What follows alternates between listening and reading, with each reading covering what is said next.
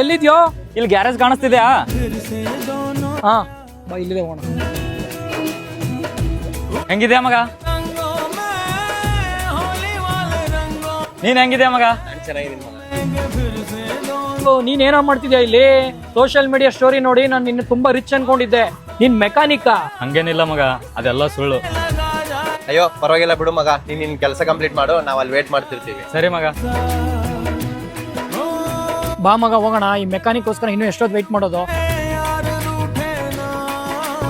Low ಮಗ, ಬಾ ಮಗ, ಏನಾದ್ರು ತಿನ್ಕೊಂಡು ಬರೋಣ.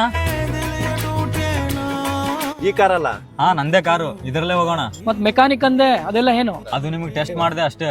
3 ಮಂತ್ಗೆ ನೋಡಿ, ಪ್ರತಿಯೊಬ್ಬನು ನಮ್ ಜೊತೆ ಇರ್ತಾನೆ, ಕಷ್ಟದಲ್ಲಿ ಕೂಡ ನಮ್ ಜೊತೆ ಇರೋನೆ ನಿಜವಾದ ಸ್ನೇಹಿತ.